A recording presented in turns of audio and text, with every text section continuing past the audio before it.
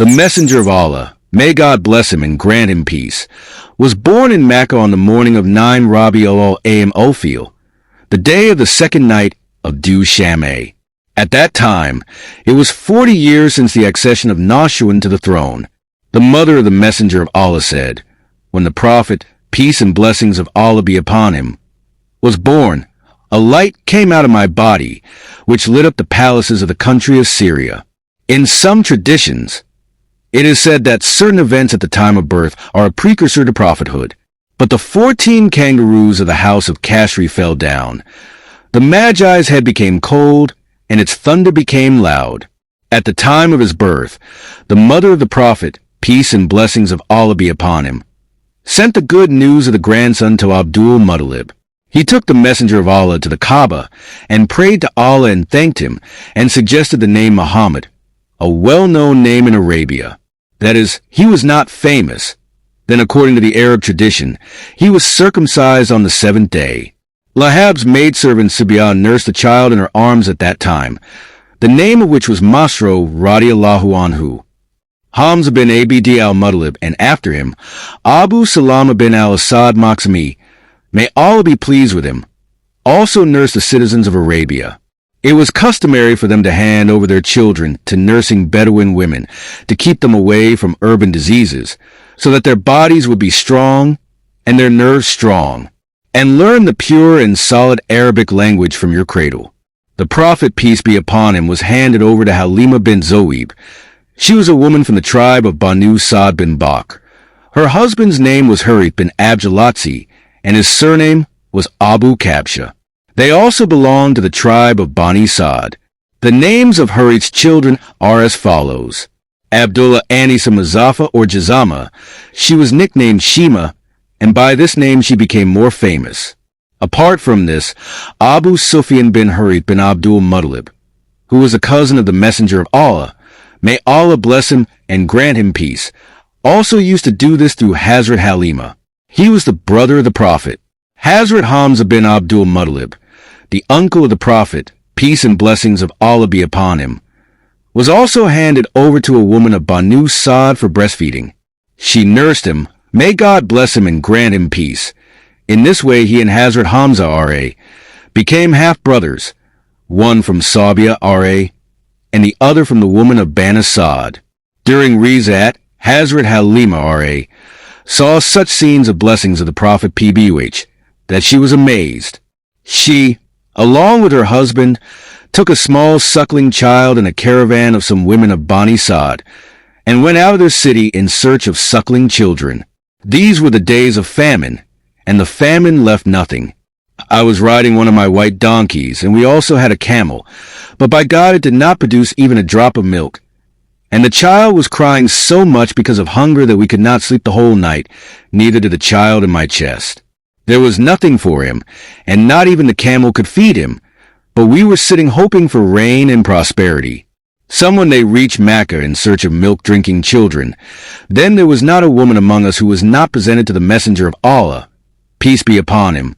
But when he was told that he was an orphan, every woman would have refused to accept him, because we were hoping for gifts and gifts from the child's father. The reason was that they didn't want to take Nabi cream, sallallahu, alayhi, sallam. All the women who came with me all got some child. All the friends should take the children, and I am the only one who wants to go back without taking any children. I will go and take this orphan child. The husband said there is no problem. May Allah bless us in this matter. I took that orphan child. Hazrat Halima, R.A., says that when I took the child back to my camp and kept him in my arms, he gave both breasts as much as he wanted. He drank the milk and drank to his fill, and his brother also drank to his fill. Then both fell asleep. Although before that we could not sleep with our child, because he used to stay awake and cry all night due to hunger. We both drank camel milk very comfortably and spent the night with great peace. According to her statement, when morning came, my husband said, Halima, by God, you have acquired a blessed soul. I said, I expect the same. Halima, may Allah be pleased with her, says that after that our caravan left, she rode on the same dilapidated donkey and took the child with her, But now, by God, the same donkey bit the whole caravan, and went ahead in such a way that no healthy donkey could keep up with her until my friend started saying to me, "O daughter of Abu Zubayb, what is this? Please be kind to us too." She says, "Yes, it is the same." She used to say that it must be a special case. Then we came to our homes in Ban Assad. I do not know that any region on the earth of God was more famine than our region, but after our return, my goats would go to graze, and they would come back happy and full of milk. There was no luck. Milk did not remain in the udders of their animals. Even the citizens of the nation would say to their shepherds, "Take the poor animals to graze where the shepherd of Abu Zubayb's daughter is grazing." But even then their goats would return hungry, and not even a drop of milk would remain in them, while my goats would return home happy and full of milk. In this way, we continued to witness increase in goodness from Allah until the child was 2 years old, and I weaned him. After he became stiff and strong, we took the child to his mother. But because of the blessings we had seen in the child, we wanted him to stay with us. Talked to his mother.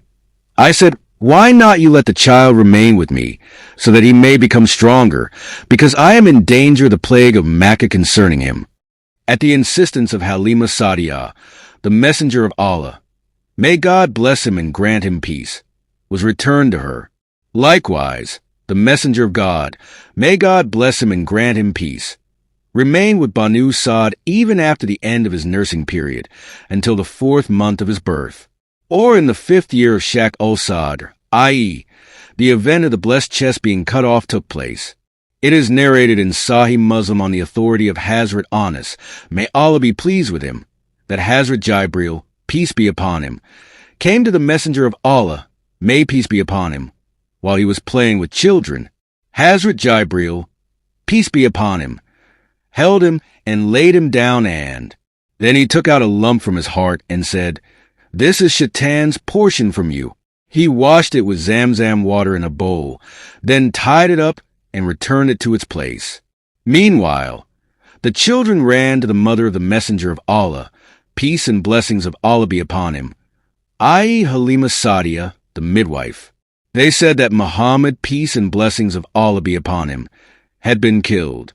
The people of his house rushed there and saw that he, peace and blessings of Allah be upon him, had lost his complexion.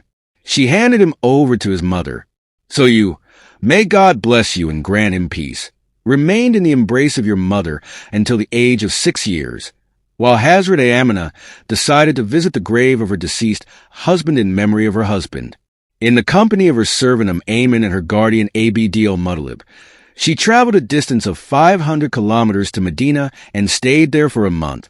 It was adopted until it reached the place of Abuwa between Mecca and Medina and passed away. The old Abdul Muttalib reached Mecca with his grandson. His heart was full of love and compassion for his orphan grandson, because now he had a new son. It seemed that Abdul Muttalib, who had healed old wounds, had such compassion for his grandson that he did not have for any of his own children. Abdul Muttalib was not ready to leave him alone in the desert, but he wanted him more than his own children and respected him like an elder. According to Ibn Hisham, a floor was laid for Abdul Muttalib in the shadow of the Kaaba. All his boys would sit around the floor. But when the messenger of Allah, peace and blessings of Allah be upon him, came, he would sit on the floor. When Abd al-Muttalib saw them doing this, he used to say, "Leave this son of mine, O God. His glory is rare." The Holy Prophet was only 8 years, 2 months and 10 days old when his grandfather Abdul Muttalib also passed away in Makkah. And before his death, he bequeathed his uncle Abu Talib, who was the half-brother of his father Abdullah, to take care of him. Abu Talib took care of his nephew. Not only did Abu Talib include him as one of his children, but he also honored him with more honor and respect. It is narrated from Ibn Ishaq, may God have mercy on him, that there was a famine in Makkah and the people were suffering from famine. The Quraysh said, "Abu Talib, the valley is suffering from famine." The polluted sun looked like a thick cloud had just left. There were other children around him. Abu Talib took the child's hand and leaned his back against the wall of the Kaaba. The child was holding his finger. At that time, there was not a single cloud in the sky, But as soon as we saw it, the clouds started coming from here and there. And it rained so much that the valley was flooded, and the cities and deserts became green. It was said in praise of the Prophet, peace and blessings of Allah be upon him, that he is beautiful. Rain is sought from his face. He is sympathetic to orphans and the protector of widows. Months when he was 10 days old, Abu Talib took the Prophet, peace and blessings of Allah be upon him, on a trade trip to Syria and reached Basra. Basra is a place in Syria and the main city of Iran. There lived in that city a monk named George, who was known by the nickname of Bahira. Although he had never gone out before that, the monk recognized the messenger of Allah, may God bless him and grant him peace, by his attributes, and holding his hand, he said, "This is Sayyid al-Alamin. Allah will send them as a mercy to the world." Abu Talib said, "How did you know this?" He said, "When you people appeared on the side of the valley, there was not a single tree or stone that was not bowed down for prostration, and these things were not prostrated to any human being other than the Prophet. Then I recognize him by the seal of prophethood, which is like an apple near the soft bone below the shoulder, and we find it in our books. And all these qualities are present in this child after that." The monk said to Abu Talib that he should not take them back to Syria, because there is a danger from the Jews. So Abu Talib sent him back to Mecca accompanied by some slaves. When the Prophet, peace and blessings of Allah be upon him, was 15 years old, the Battle of Fujr took place. In this war, on one side were Quraysh and Banu Kinana with them, and on the other side were Qays, and the commander of Quraysh and Kinana was Banu Umayyah. Due to this, Quraysh and Kinana used to have a great time. At first, the bridge of Qays was heavy on Kinana, but in the afternoon, the bridge of Kinana became heavy on Qays. It is called Harb Fujr because in it the sanctity of both the Haram and the Haram months were violated. In this battle, the messenger of Allah, peace and blessings of Allah be upon him, was also present and used to shoot arrows at his uncles.